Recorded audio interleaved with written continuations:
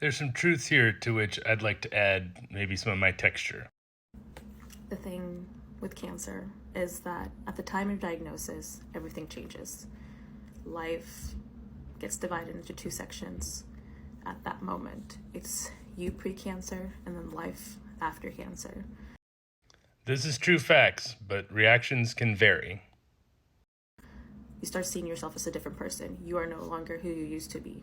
There's you pre-cancer, and you start thinking about her. Oh, if she'd only known. Oh, she should have felt this. She shouldn't have done this. She should have definitely appreciated this. There's this stoic principle of memento mori, and I think that people who don't have cancer can benefit from this concept. It just is Latin for remember death, and the basic principle is live every day as though it could be your last. And then after that, you start becoming nostalgic. And then after that, you start feeling a sense of loss because you miss who you used to be. You miss not having the crushing weight of this life-threatening disease.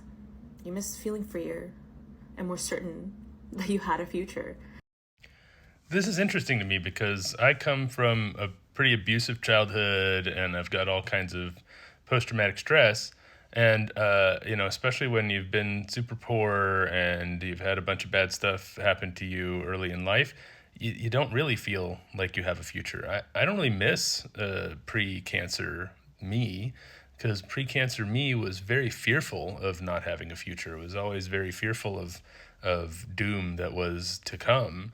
In a lot of ways, cancer was liberating. Cancer meant I knew what the doom was going to be. I knew what it was going to look like, and I have a rough timeline of like when the doom is going to come.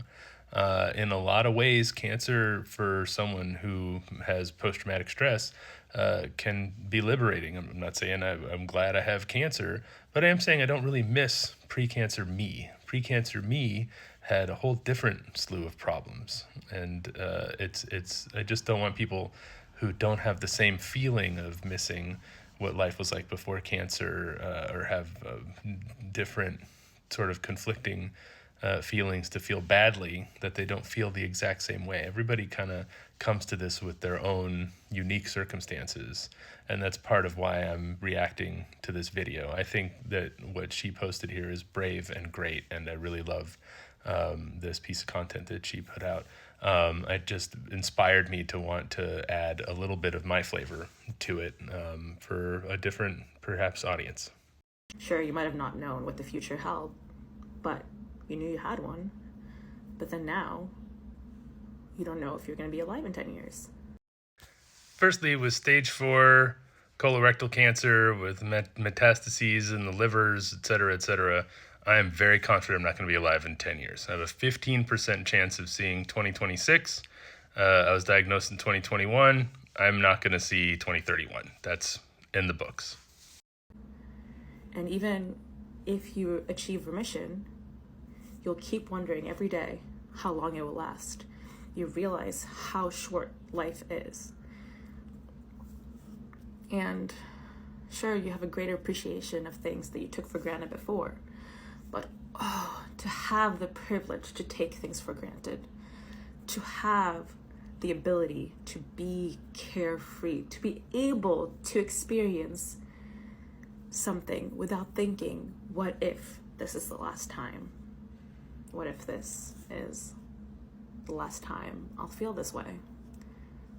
So there's only me now after cancer, and I just want to say I miss pre-cancer Natasha.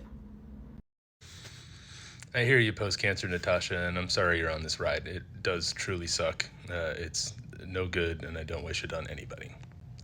My experience has been different, I think, because before cancer, life was not that great. I was having a very tumultuous home life. I worked a consulting business that was very up and down, feast or famine.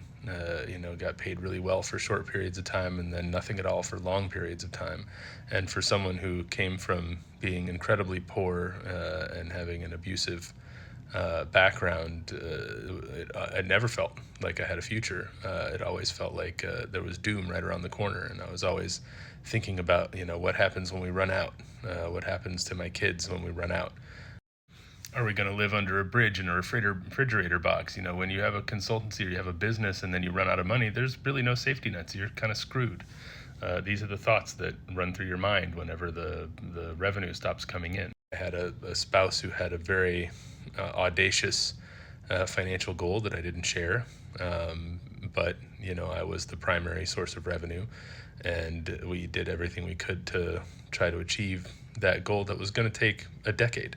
I became sick, with life insurance. I became more comfortable with the fact that I wasn't going to be around anymore. And in fact, things were sort of so crushingly difficult that I had passive ideation, which is just a feeling that everybody would be better off if I didn't exist, which is insane when I think about the sort of my amazing kids that had definitely got benefit from my existence, and whose existence really were the highlight of my life. But that's one of the problems with trauma, is you start to feel like you don't deserve these amazing kids.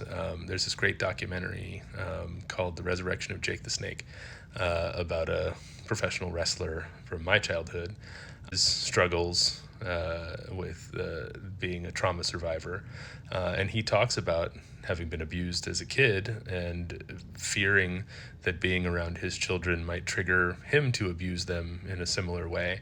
And that resonated with me because, every time I'd lose my temper, or I would, everybody makes mistakes and inadvertently causes, small harms to their children. But every time it happened with me, I would immediately wonder, oh, is this me manifesting my childhood abuse? Am I bringing this to them? And so all of those things create this sort of muddle of fear that you're a net negative for your children, that you're doing more harm than good, or maybe they would be better off if you weren't around. I don't miss pre-cancer me. Pre-cancer me was fearful. Pre-cancer me thought the doom was coming any minute now and felt very inadequate. Felt like, my professional contributions weren't appreciated, and that I wasn't consistently producing enough revenue to meet, these huge audacious goals that we need to hit, and that we're constantly about to be impoverished. It's really easy in that situation to feel like your only value is revenue.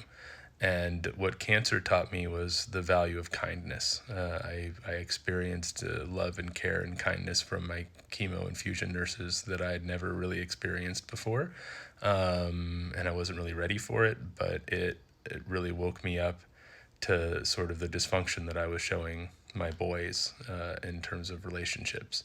And since then, I've really sort of had a transformation. I live life way more than I did before. I might run out of money at some point, but I'm going to deal with that when it comes. In the meantime, what I was really neglecting was the fact that my boys have only so much childhood, that if we spend another decade not living our lives trying to save, an amount of money, then they're not going to be children anymore. And these opportunities to take them while they're children on adventures and experience things will be gone forever, that can't ever be recovered.